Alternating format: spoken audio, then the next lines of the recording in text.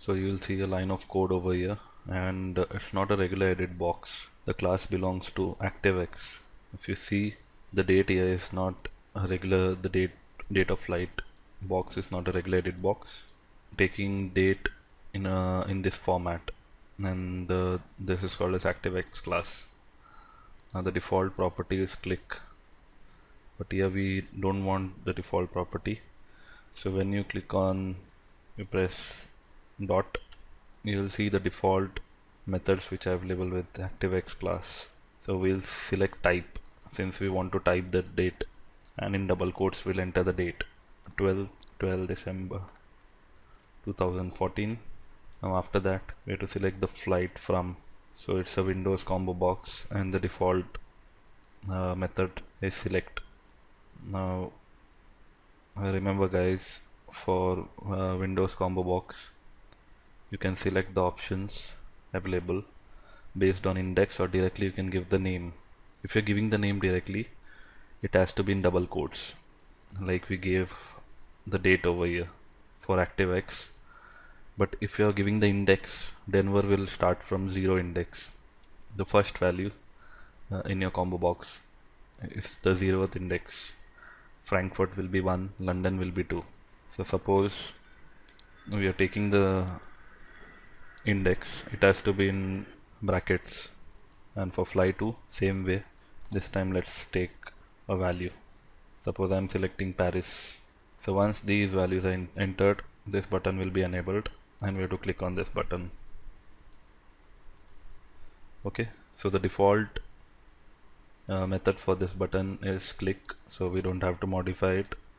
So once this button is clicked, I'll show you what happens. Select any value. When we click on this button, a new window appears. So what we'll do is, let's do a recording, and we are selecting any of this value, any of the flight in our flights table. I selected this. You can see a line of code appeared, and I click on OK button, and I stop recording. Now you see, even in recording, the objects are added automatically, like we do it manually. I'll remove the activate since the window is already activated. So now we'll see the application of exist over here. Now if you see, the parent is window flight reservation, within which the in the hierarchy the Windows button flight, ActiveX, combo box, dialog. Now suppose we have reached here, we have entered the values, we have clicked on flight, and the code crashes. That is this, suppose this window doesn't appear. So QTP will throw a runtime error because it won't find the object. What is QTP doing? It is selecting one of the values, the line of code which selects one of the values, and then click on OK. But it won't be able to execute this line since this window is not there, and it won't be able to find the corresponding object. So the line number 6, it won't be able to execute. So in that case, QTP will throw an error. Now suppose if we want to handle this error, we can add a if statement over here.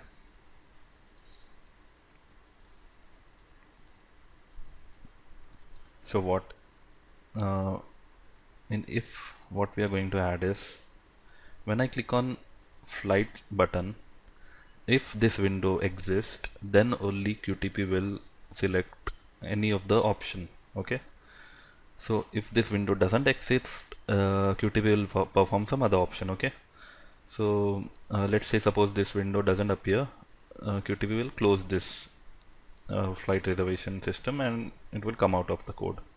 So if, so for this window, I'm sorry, the flights table, if you see inside window, there is a dialog flights table, inside which there is a Windows list which is called win list. So all these are in hierarchy.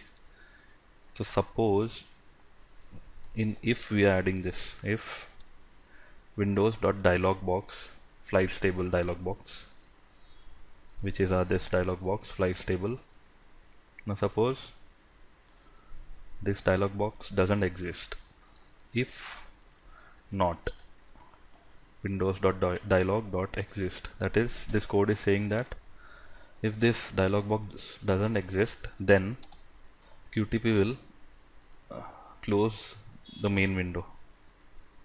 Now to close this main window, I will add the object close. Okay, one second. What we'll do is, instead of taking not window, we'll take window.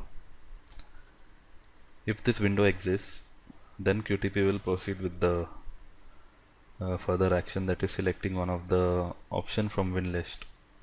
So if Windows dialog box flights table exist, then QTP will select one of the option and then click on OK button, else QTP will close this dialog box window. So we can just write window dot close.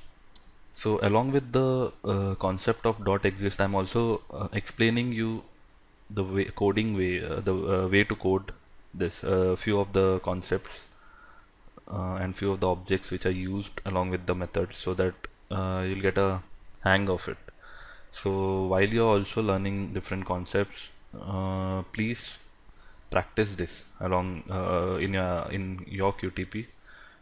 Practice these codes so that you will be comfortable with hands-on later on. And you just have to understand the flow. Once you understand the logic, everything will be simple. So what this code is doing, if this dialog box exists, it will select the option and click on OK. Otherwise, it will ignore this code. It will execute the else part.